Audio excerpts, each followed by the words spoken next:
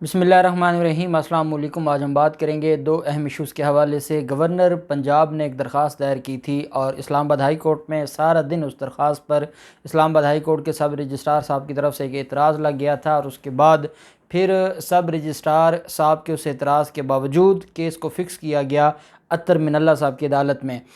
ये जो दरख्वास्त दायर की गई है ये गवर्नर पंजाब उमर सरफराज चीमा साहब की तरफ से दायर की गई है। गवर्नर उनको साबिक इसलिए मैं नहीं कहना चाह रहा कि जिस जॉइंट सेक्रेटरी के नोटिफिकेशन से उनको ओहदे से हटाया गया है वो कानून के मुताबिक दुरुस्त नहीं है। जब आईन पाकिस्तान बड़ा क्लियर है और आर्टिकल 101 बड़ा क्लियर है और सिर्फ सदर के पास अख्तियार है गवर्नर को हटाने का, तो जब सदर ने रद्द कर दी उस समरी को या सदर ने हटाने से इनकार कर दिया तो उसके बाद इस्टेब्लिशमेंट डिवीज़न के किसी एक छोटे से अफसर की ये औकात नहीं है कि वो सूबे के सबसे बड़े आइनी ओहदे को ओहदे से हटा दे। और इस मामले पर मैं समझता हूँ कि चीफ़ जस्टिस अत्तर मिनल्ला साहब बड़ा तारीख़ी फ़ैसला देंगे। उस दरख्वास्त में क्या मौक़िफ़ अख्तियार किया गया वो मैं आपके साथ शेयर करूँगा और साथ हम बात करेंगे एडवोकेट जनरल पंजाब ने भी अपने ख़िलाफ़ जो महकमा कानून पंजाब की तरफ से दूसरा नोटिफिकेशन था, पहले एक दफ़ा उनको ओहदे से हटाने का नोटिफिकेशन था, फिर दूसरा नोटिफिकेशन था, उसको भी चैलेंज किया है। उसकी तफसील भी मैं आपके साथ शेयर करूँगा।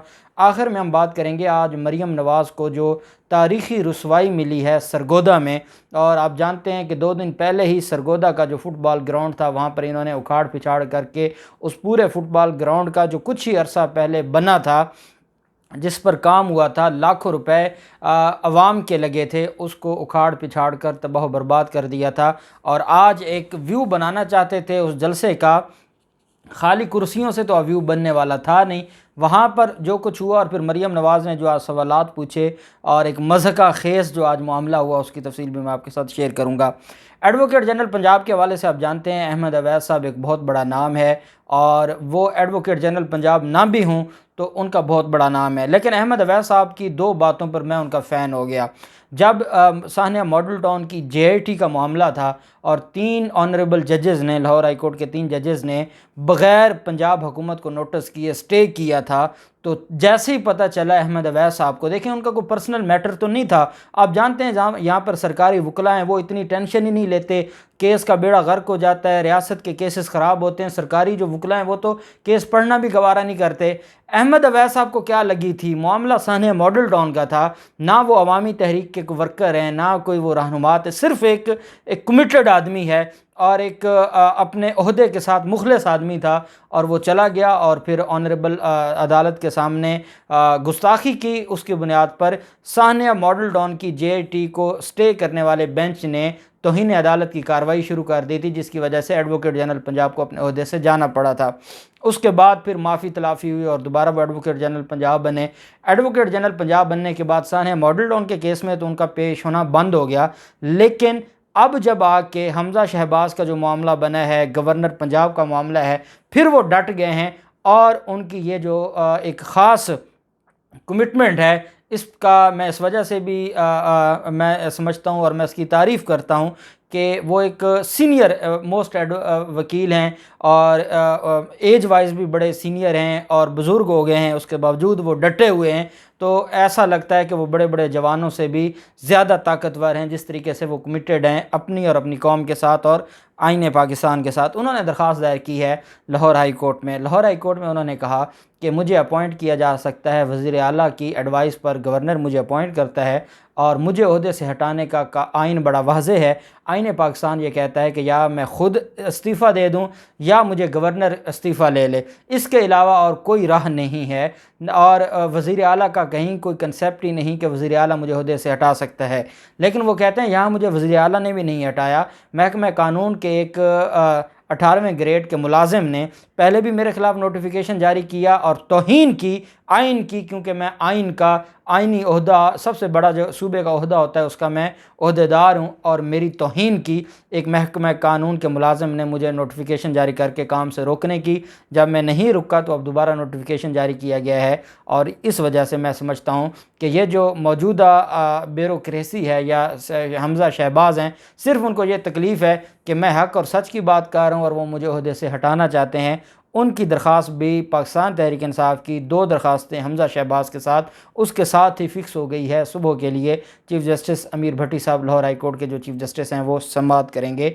देखना ये है कि नोटिफिकेशन सस्पेंड होता है या नहीं होता, उसकी तफसील भी मैं आपके साथ शेयर करूँगा। दूसरे नंबर पर उमर सरफराज चीमा साहब की जो दरख्वास्त थी और इस्लामाबाद हाई कोर्ट में ये दरख्वास्त दायर की गई थी, उस पर एतराज़ जो लगा था, उस एतराज़ में ये कहा गया था उमर सरफराज चीमा साहब की दरख्वास्त पर, जो असिस्टेंट रजिस्ट्रार असद ख़ान ने ये एतराज़ आयद किया था और उन्होंने ये कहा था कि ये मामला पंजाब का है, लिहाजा दरख्वास्त पर इस अदालत का दायरा कार नहीं बनता।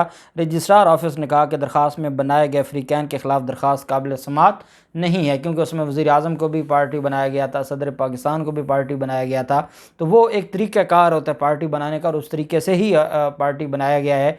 एक गुजारिश है, बाबर अवान साहब के थ्रू ये दरख्वास्त दायर की गई है। अगर तो बाबर अवान साहब ख़ुद पेश होंगे तो ये एक अच्छा केस हो जाएगा और इसके ऊपर मैं समझता हूँ कि एक अच्छी जजमेंट भी उम्मीद है कि चीफ़ जस्टिस अतर मिनल्ला साहब देंगे। उन्होंने जो ये जो दरख्वास्त थी इतराज़ के साथ समाअत के लिए मुकर्रर कर दी इस्लामाबाद हाई कोर्ट में, और सुबह चीफ़ जस्टिस अतर मिनल्ला साहब पहले इतराज़ दूर करेंगे और फिर उसके बाद केस की समाअत। देखना यह है कि इतराज़ दूर करने के बाद कल ही समाअत करते हैं या अगले दिन के लिए मुकर्रर करते हैं, और उम्मीद है कि वो कल ही, क्योंकि जो पंजाब के हालात हैं और जो आइनी बहरान है वो कल ही समाअत कर लेंगे। उनकी तरफ से जो दरख्वास्त है उसमें ये मौक़िफ़ अपनाया गया, अपनी बरतरफ़ी का जो नोटिफिकेशन है उसको कलअदम करार देने की इस्तदा की गई। दरख्वास्त में मौक़िफ़ अख्तियार किया गया कि गवर्नर पंजाब उमर सरफराज चीमा को ओहदे से हटाना गैर कानूनी है। पंजाब में एक शख्स जो अख्तियारात इस्तेमाल कर रहा है हमज़ा शहबाज, वो भी गैर कानूनी है। दरख्वास्त में इल्ज़ाम आयद किया गया कि वज़ीर आज़म शहबाज शरीफ ने अपने बेटे को फ़ायदा देने के लिए गवर्नर पंजाब को गैर कानूनी तरीके से ओहदे से हटाया।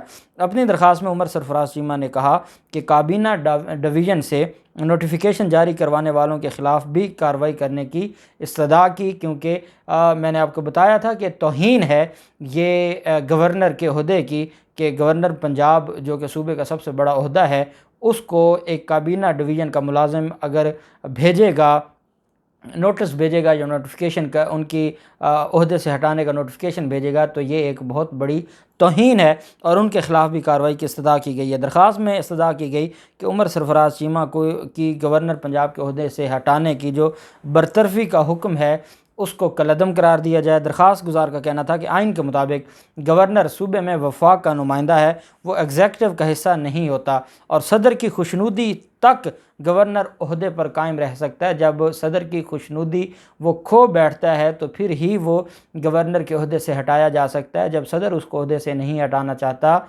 सदर की खुशनुदी उसको हासिल है, तो फिर उसको ओहदे से नहीं हटाया जा सकता। दरख्वास्त गुजार का ये भी कहना था कि नोटिफिकेशन बिला अख्तियार और मावराए आइन है। सुप्रीम कोर्ट के फ़ैसलों के मुताबिक सदर के अख्तियारात को रूल्स के तहत ख़त्म नहीं किया जा सकता। दरख्वास्त गुजार ने यह मौक़िफ़ अपनाया कि पंजाब में आइनी बहरान पैदा कर दिया गया है और उसके ज़िम्मेदार ये बाप बेटा हैं जो मफाद के लिए किसी हद तक भी जा सकते हैं। दूसरी तरफ जो मरीम नवाज़ का मामला है, मरीम नवाज़ और हमज़ा शहबाज, आप जानते हैं कि आज एक सरगोदा में एक जलसी थी और उसमें पहले भी मैंने आपके साथ शेयर किया कि जब मरीम नवाज़ पहुंच गई तो उनके पहुंचने तक वहां पर तो चंद सौ लोग थे और व्यू ऐसा बनाया, क्योंकि वो दीवारें तुड़वा दी, वो सारी जो रुकावटें थी, छोटा ग्राउंड था और उसका व्यू बनाने के लिए और पूरे ग्राउंड में इन्होंने कुर्सियाँ रखवा दी। अब कुर्सियाँ तो लगवा दी, ड्रोन कैमरा तो फिर भी बता रहा था कि यहाँ लोग नहीं हैं, सिर्फ कुर्सियाँ पड़ी हैं, और वो सारी चीज़ें वाज़े हो गई। मरीम नवाज़ धुआंधार तकरीर करती हैं जैसे लाखों का मजमा हो, और मरीम नवाज़ ने शुरा से सवाल करते हुए कहा कि इमरान खान की हुई तबाही का टोकरा मुस्लिम लीग नून को अपने सर पर रखने की ज़रूरत है। ये आपको एक माह पहले सोचना चाहिए था, जब आपने मुल्क का बेड़ा गर्क करने के लिए आप अदम एतमाद अमरीकी साजिश के तौर पर ला रहे थे। आज आपको इमरान खान की तबाही याद आ गई है, पहले आप कहाँ थे? हुकूमत में रहना चाहिए या फिर हुकूमत छोड़ देनी चाहिए? ये मरीम नवाज़ ने सवाल किया। मरीम नवाज़ ने जलसे के शुरका से कहा कि मैं आपके साथ हूँ, क्योंकि अवाम ने कहा कि हमें ये हुकूमत छोड़ देनी चाहिए, ये हमारे बस की बात नहीं है। मरीम नवाज़ कहती हैं कि मैं आपके साथ हूँ, क्यों? अब इसके अलावा वो क्या कहती? अब अवाम ने ये तो कहना नहीं था कि आप जो मनोसलवा उतरवा रहे हैं बस ये हुकूमत चलती रहनी चाहिए, बिजली भी हमें मिल रही है, पेट्रोल भी सस्ता हो गया है, डीज़ल भी सस्ता हो गया है, आटा सस्ता हो गया है। अवाम तो सारी वो मज़दूर दिहाड़ी वाले आए बैठे थे, उन्होंने कहा जी ये हुकूमत नहीं रहनी चाहिए। मरीम नवाज़ ने कहा कि मैं भी आपके साथ हूँ, ऐसी हुकूमत को, इमरान खान जैसी हुकूमत को जहाँ रोज़ पर महंगाई का तूफ़ान टूटे, महंगाई की क़यामत टूटे, इस हुकूमत को खैर बात कहना बेहतर है। अब इतने ये तेज़ लोग हैं और इन लोगों में ना कोई शर्म है ना हया है।